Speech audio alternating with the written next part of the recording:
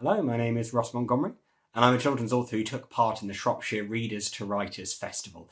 Earlier this year, I visited lots of different schools around Shropshire and did creative writing workshops to help children take their ideas for stories and turn them into a story that they could enter as part of the competition. One of those schools that I visited was Greenfields Primary School, and I'm delighted to say that Henry William Jones won second place in the lower key stage 2 age group with his book, which was called The Scout's Secret. Congratulations. Brilliant.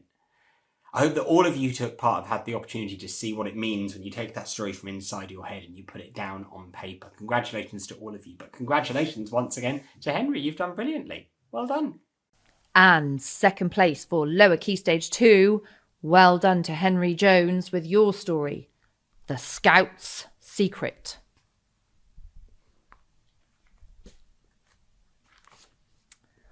Once there was a thick, towering wood called the Knotted Forest. It was called that because the branches looked like they were knotted together. A brave, heroic scout called Henry journeyed through the knotted forest and discovered an unexplored, endless cave. The stalagmites and stalactites shone like a diamond, which gleamed through the opening of the cave. Every step he took, it got scarier and scarier in the gloomy cave. After hours and hours of walking, Henry decided to have a rest. He found a rock to sit on. Grrr. There was a horrible, grinding noise as something was pushing itself out of the ground. It was a grave, but instead of saying, "Buried here is," and their name, it said, "Beware, will you dare go down the hole and meet the troll?" What hole? Henry thought for a moment. But then the ground shook and rumbled like a stampede of elephants crashing through a forest. Just then, a hole appeared below Henry's feet, and he went crashing down into a pool of darkness. Whack! Henry hit the floor with an almighty bang. He wailed in pain as he had twisted his ankle in the fall. Instantly, he realised he was lost. But then Henry heard a sad wail through a slimy, overgrown passage. Slowly, he started to limp towards the passage. The wailing got louder and louder the further he went. Just then, a light flickered only a few metres away from him. When he finally reached it, he saw something he thought to be fantasy. It was a manticore. But it was stuck in a cage.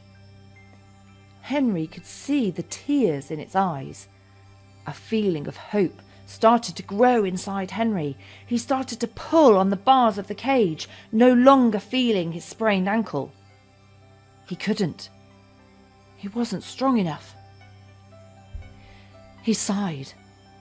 But then, bang! An idea hit his head. Henry took his rope, tied it onto one of the bars, and tugged and tugged and tugged. He told the manticore to push the bars on the cage too. Finally, the cage fell down with a huge bang. Henry cheered in relief, but the rocks couldn't hold any more and collapsed, creating a rock blockage. "Oh no," Henry said. The manticore was growling at the rocks as if they were his worst enemies trying to beat him up. But then the manticore had a dazzling idea. He took a big breath, then bang! The rocks burst into flames. After a while, the rocks crumbled, forming a path. Carefully, they started to walk through. Finally, They reached the other side to find an underground river with a wooden boat drifting in the dark. Just then, something was pulling itself out of the water. It was a troll. Henry and the manticore jumped into the wooden boat, and the manticore used its powers to push them along. Henry's heart was pumping up and down like a trampoline. The troll was on their trail. The manticore pounced off the boat. "Manticore!" Henry shouted after him, but it was too late. Then Henry saw the manticore, now called Bob. He was fighting. He blasted the troll with fire and laser beams. Finally, the troll fell with a big splash. Henry cheered for the manticore. They sailed back to the land. When they reached the land, Henry wondered how he would get out. Not like before. There was no exit. Henry panicked, but then he saw there was a tree root hanging from the top of the cavern. Henry said "Bye" to the manticore as he tied some rope to the root and heaved himself up into the dazzling sunlight. What an adventure he'd had! But Henry just knew he should never tell anyone the secret of the manticore. And you shouldn't tell, or something bad might happen to you. The end. That was The Scout's Secret by Henry William Jones.